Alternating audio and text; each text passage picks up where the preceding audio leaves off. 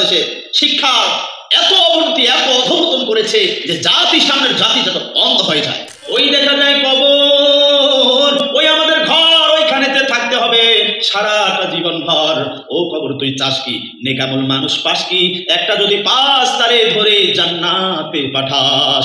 আর শহরে নগরে তুমি তাকিয়ে দেখো, হাজারো বুদ্ধিজীবীর মাতা পিতা বৃদ্ধাশ্রমে আছে হয়ে আবদ্ধ। শিক্ষা কি নাকি জাতির মেরুদণ্ড, সেই শিক্ষা অর্জনে জাতি হয় অন্ধ। রব্বুল আলামিন বলেন, ইকরা বিসমি রাব্বিকাল্লাযী খালাক। পড়তে হবে প্রথমে সেই রবের নামে পড়ো যে রব তোমাকে সৃষ্টি করেছে। আজকে আমরা এমন শিক্ষা অর্জন করতেছি, আপনি একটাবার পেছনে তাকান, গত 15 বছর যে শিক্ষাগুলো আমাদের সন্তানেরা শিখেছে, আমরা মধ্যবর্তী শুনলাম যে আমাদের সন্তানেরা শিখতেছে মানুষ কোথা থেকে এসেছে। মানুষ আমাদের আদি পিতা হযরত আদম আলাইহিস সালাম থেকে এসেছে নাকি বাদর থেকে এসেছে। এরপরে যে শিক্ষা আমরা পেলাম, একজন মেয়ে সে চাইলেই মনে মনে ছেলে হতে পারে, আবার একজন ছেলে চাইলে মনে মনে মেয়ে হতে পারে। আমার প্রিয় বন্ধুগণ, এই রকম শিক্ষা দিয়ে কখনোই জাতির উপকার হতে পারে না। আমরা তো জানি যে শিক্ষাই জাতির মেরুদণ্ড। আমার ভাইয়েরা, এই শিক্ষা আজকে মেরুদণ্ডটাই ভেঙে দিয়েছে, জাতি এখন অন্ধ হয়ে যাচ্ছে। শিক্ষা কি জাতির মেরুদণ্ড, সেই শিক্ষা অর্জনে জাতি হয় অন্ধ। শিক্ষা কি নাকি জাতির মেরুদণ্ড, সেই শিক্ষা অর্জনে জাতি হয় অন্ধ। যালিকাল কিতাবু লা রাইবা ফীহ, এই সেই কিতাব যার নেই কোনো ত্রুটি। এ কিতাব জানলে, এ কোরআন জানলে, সবাই মানলে থাকবে না হাহাকার, হবে উন্নতি। শিক্ষা কি নাকি জাতির মেরুদণ্ড, সেই শিক্ষার জনে জাতি হয় অন্ধ। আজকে নগর শহরের দিকে তাকান, অসংখ্য বুদ্ধিজীবী রয়েছে। এত বুদ্ধিজীবী, তারা কোরআন মানে না, হাদিস মানে না, রাসূলকে মানে না, আল্লাহকে মানে না। আজ শহরে নগরে তুমি তাকিয়ে দেখো, হাজারো বুদ্ধিজীবীর মাতা পিতা বৃদ্ধাশ্রমে আছে হয়ে আবদ্ধ। আজ শহরে নগরে তুমি তাকায়ে দেখো,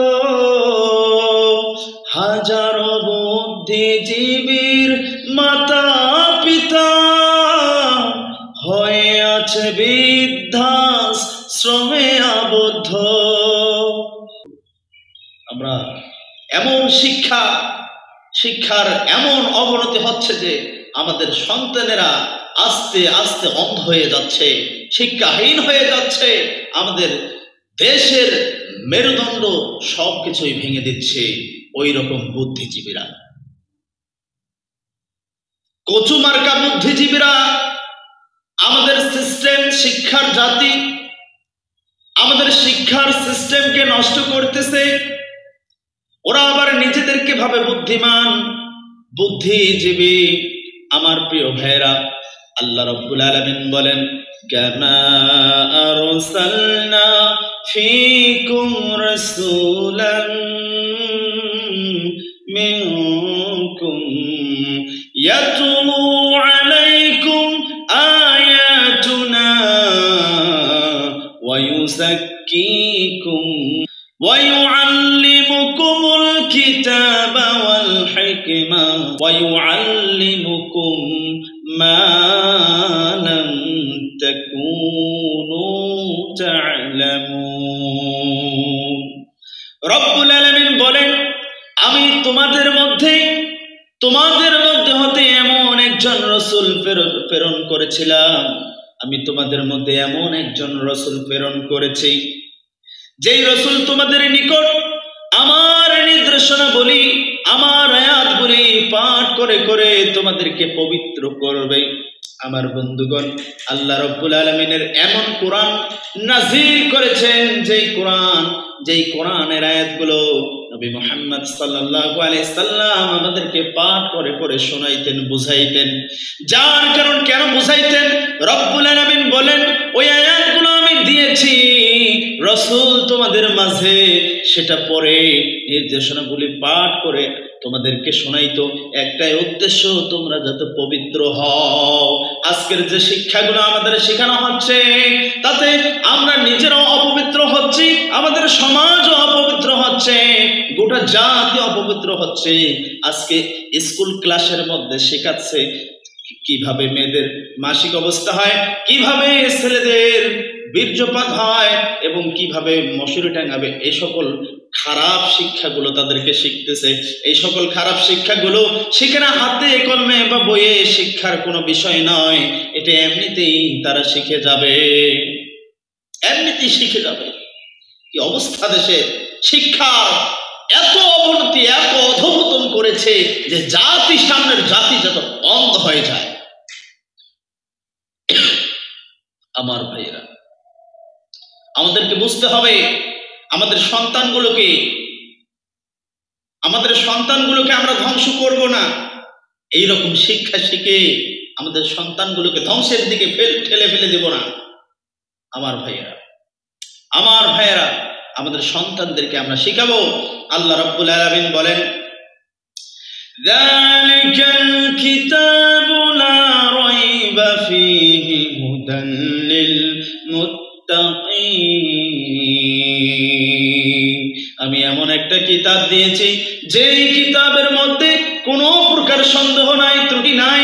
এমন একটা কিতাব দিয়েছি, এই কিতাব যদি তোমরা পড়ো তাহলে তোমরা মুত্তাকিন হয়ে যাবা।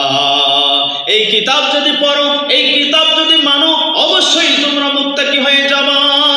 আজকে আমাদের বাংলা জেনারেলের দিকে তাকান একবার, সেখানে আমাদের কচি ছোট্ট বাচ্চাগুলোকে শেখানো হচ্ছে আগডুম বাগডুম ঘোড়াডুম সাজে, ঢাক ঢোল সবই বাজে। আবার শেখানো হচ্ছে হাট্টিমা টিম টিম, তারা মাঠে পারে ডিম, তাদের খাড়া দুটো শিং। আমার ভাইরা এইসব আজে বাজে শেখাচ্ছে, কিন্তু আমরা কখনোই এইসব কেন শেখাচ্ছে? এইসব মিথ্যা শিক্ষাগুলো আমাদের সন্তানকে কেন শেখাচ্ছে? আমরা প্রতিবাদ করে নেই। যখন প্রতিবাদ করতে যাই তখন বলে যতই মিথ্যা হোক না কেন, এখান থেকে শব্দ বাচ্চারা তো শিখতেছে। আমার ভাইয়েরা, এই শব্দ বাক্য শিখতে হলে এইরকম মিথ্যা কাল্পনিক পরাধী, কাল্পনিক শিক্ষা দিয়ে কখনোই সন্তান শব্দ শিখলেও, বাক্য শিখলেও মানুষ হতে পারবে না। আমার ভাইয়েরা, শব্দ শিখবে।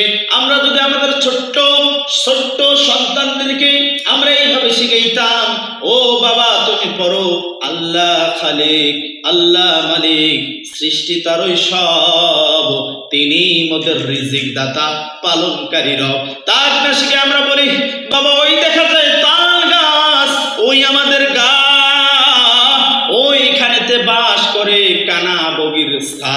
ও বগি তুই চাস কি, পন্তা ভাত খাস কি? এক পন্তা আমি খাই না, পুঁটি মাছ পাই না, একটা যদি পাই অমনি ধরে খাপাস ঘুপুস খাই। এরকম শিখাই না? না শিখাই? যদি এরকম না শিখিয়ে আমাদের সন্তানদেরকে আমরা শিখাইতাম, বাবা দেখো ওই দেখা যায় কবর, ওই আমাদের ঘর, ওইখানেতে থাকতে হবে সারাটা জীবন ভর। ও কবর তুই চাস কি, নেকামল মানুষ পাস কি? একটা যদি পাস তারে ধরে জান্নাতে পাঠাস। এইরকম সুন্দর সুন্দর কবিতাগুলো যদি আমাদের সন্তানদের ভিতরে ঢুকাই দেওয়া হতো, তারা ইসলামও শিখতো, বাক্য শিখতো, শব্দ শিখতো। কথা বলেন ঠিক কিনা? তা না করে দুনিয়ার মিথ্যা কাল্পনিক চরিত্রগুলো দিয়ে আমাদের সন্তানদেরকে ধ্বংস করে দিচ্ছে। আমরা আমাদের সন্তানদেরকে শিখিয়েছিলাম, আমাদের আদি পিতা হযরতে আদম আলাইহিস সালাম, আমাদের আদি মা হলো হযরতে হাওয়া আলাইহিস সালাম। আজ আমাদের সন্তানদেরকে শেখাচ্ছে আমাদের আদি গোত্র হলো বানর। বানর থেকে আস্তে আস্তে মানুষ এইরকম হয়ে গিয়েছে। যে সকল বুদ্ধিজীবীরা বলেছিল বানর থেকে মানুষ হয়েছে, আমি বলি ওই বুদ্ধিজীবীরাই বানরের সন্তান, ওই বুদ্ধিজীবীরাই বানরের সন্তান। বানর থেকে এসেছে বিধায় আজকে 95% মুসলমানের দেশে বানরের মতো লাফালাফি করে। কথা বলেন ঠিক কিনা? বানরের মতো লাফালাফি।